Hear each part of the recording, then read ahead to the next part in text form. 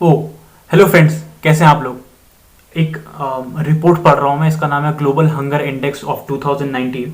तो इसमें कुछ ऐसी चीज़ आई मेरे सामने, मैंने सोचा आप लोगों के साथ शेयर करूं। और ये जो कोरोना वायरस का महाकाल चल रहा है, महाप्रकोप चल रहा है, उससे थोड़ी देर के लिए आपको एक नॉर्मल वर्ड में ले जाऊं, क्योंकि हम अपने नॉर्मल टाइम्स में ऐसी ही कुछ रिपोर्ट्स की बात किया करते थे, है ना। टीवी में काफ़ी कंट्रोवर्शियल हो जाया करती थी ये रिपोर्ट्स, फिर उनके ऊपर हम काफ़ी सोचा करते थे उन टाइम में। तो चलिए उस टाइम में फिर से वापस चलते हैं, थोड़ा रिलीफ भी मिलेगा हम सभी को।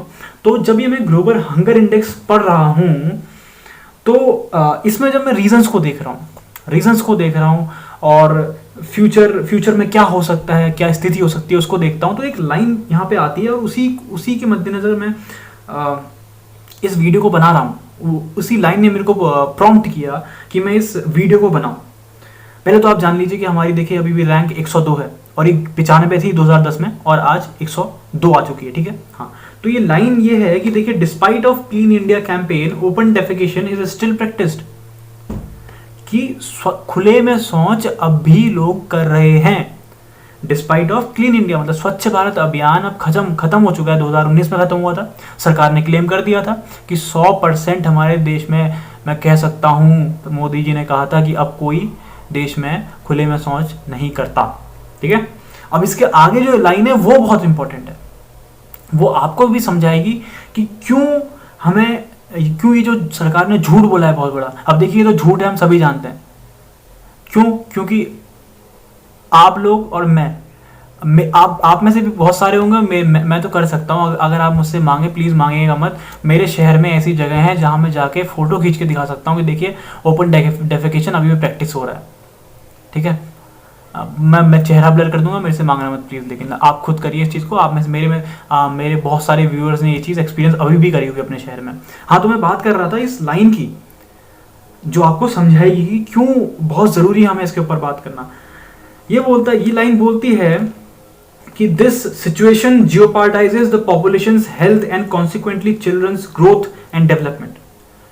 तो ये कहती है कि जो ये झूठ बोला गया है एक टाइप से कि हमारा देश पूरी तरीके से निजात पा चुका है खुले में शौच करने से, ये खतरे में डाल सकती है हमारे बच्चों की हेल्थ और उनकी ग्रोथ को, हमारी बच्चों की हेल्थ और ग्रोथ को, क्योंकि हंगर इंडेक्स है तो ये हेल्थ, ग्रोथ, इन सब चीज़ों की बात करती है, तो उसको खतरे में डाल सकती है। अब कैसे डाल सकती है, सोचने वाली बात है। देखिए, 2018 में एनएसएसओ की रिपोर्ट आई थी, उसने कहा था कि अभी हमारे देश में 73 या 74% के आसपास ओपन डेफिकेशन फ्री हो पाया हमारा देश।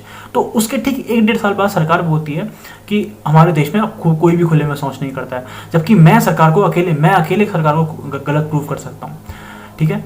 तो देखिए, अब क्या है, अगर हम मान लें सरकार गलत है, जो कि है, और 85% अगर हम मान लें ये होगा एक टाइप से, 85% के आसपास एक आंकड़ा होना चाहिए, क्योंकि अगर 73-74 बोला गया 2018 में, तो आज तो ये उसके बाद 1-1.5 साल और चला ये मिशन, तो ये 85% तक पहुंच गया होगा। तो अब ये खतरनाक क्यों है, हम उसके ऊपर बात कर रहे थे।